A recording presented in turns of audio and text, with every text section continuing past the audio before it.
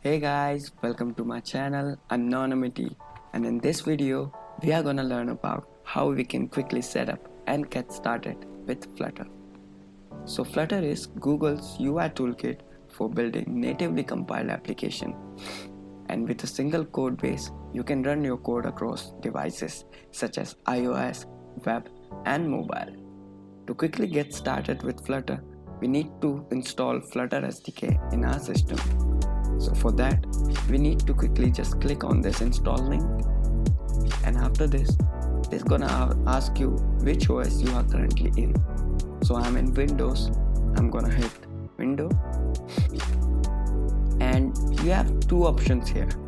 And for this one, we are gonna use this command line method, and for that, we need to simply just copy this command line and paste it into our terminal. After pasting this will install the Flutter SDK in your system from the GitHub, and I have already installed it, so I'm not gonna do this. After this, we need to just update our path. So for that, we need to open our environment variable, and from there, we need to give the path of the Flutter SDK. As you can see here. So let me just show you.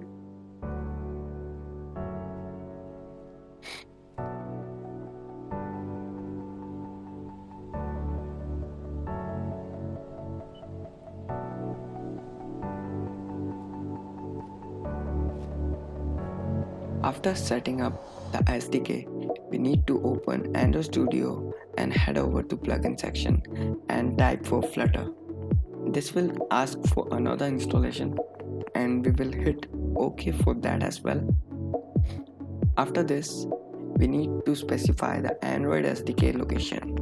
So for that, we need to open environment variable again, and from there we will add Android home to the Android SDK.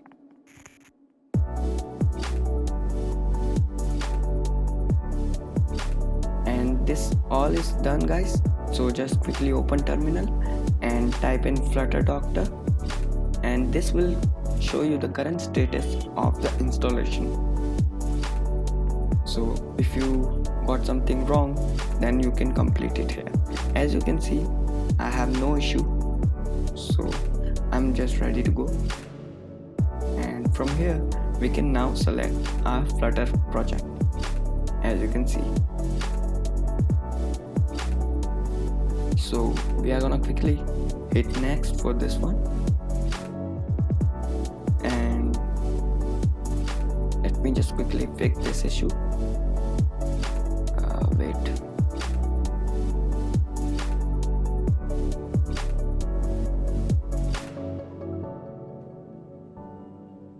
Just like this, and hit next.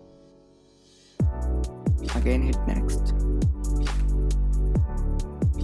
Then this will take some time, so just be with this. And if you want to do Kotlin support or iOS, you can do this as well. So that's a very good thing, that you can run your code across devices with a single code base. So as you can see, guys, now build is completed. So let me just quickly run my app.